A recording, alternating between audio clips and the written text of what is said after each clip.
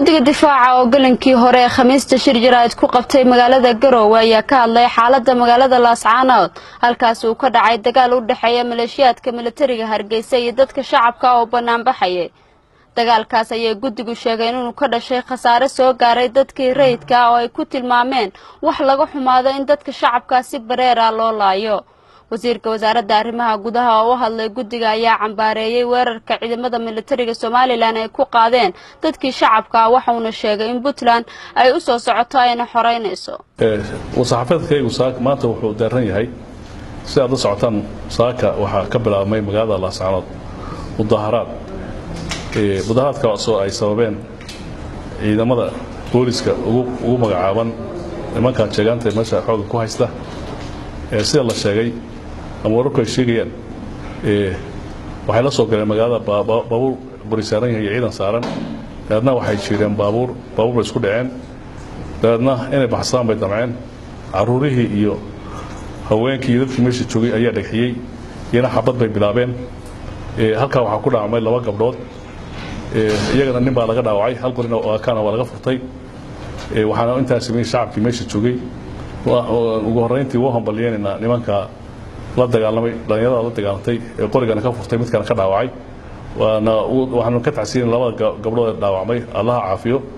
waxaad la wada socotaan oo waxba ma qarsooneen in labada gabdhood dacay la soo qaado isbitaalka Garowe loo soo qaado inay diideen oo isoo taageen ilaa haddana ay ku haystaan isbitaalka Laascaanood ayna leeyihiin annaga qaadano Hargeysa geenayna iyo Burco taasina waxay tusaysaa inay Laascaanood soo bedeshay maanta Qudus baad moodaa inay tahay iyo Israa'iil oo kale dhaqan Soomaaliyeedna maaha dhaqan bani aadamna maaha waa wax laga xumaado weeye muddayna meesha nimanku ku caanamaaleen oo ay dhibka iyo waxa ay ka wadeen mid waa hambalyeynaya in dadku dareenkooda muujiyaan shacabka reer Laascaanood oo 12 sano madax laga fadhiyay inay muujiyaan dareenkooda inaanay rabin nimankan ay xoog lagu haysto waa ku hambalyeynaya waliba haweenka iyo dhalinyarada mar hambalyeynaya waxa moodaa raggii in doorkoodii maqan yahay saaqu buu bilaabmay baan filaya waxaan u sheegayaa jeegaanta heshiis waan ku nahay inaan xabad kaga saaro Laascaanood xabad heshiisku waa tahay sheegayeen iyagu waxay wada hadal baan noo socdo heshiiska waa inaan wada hadlo heshiiska noo socda waa xabad inaan kaga saaro Laascaanood waan kaga saarnaa insha Allah waxaan leenahay dadka halka jooga hamoorag sabina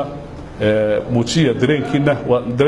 waa dareenkayagu waa kiina weey wadna jiraaweey hadii Allah idmana dhawaan waa ka safayn doona hadii la haydmo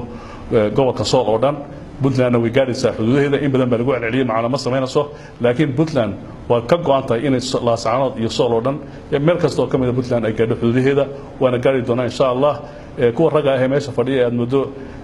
caruurhoodii iyo haweenkooda lagu duulaynayo ku dulqayrayana neecda qaadka iyo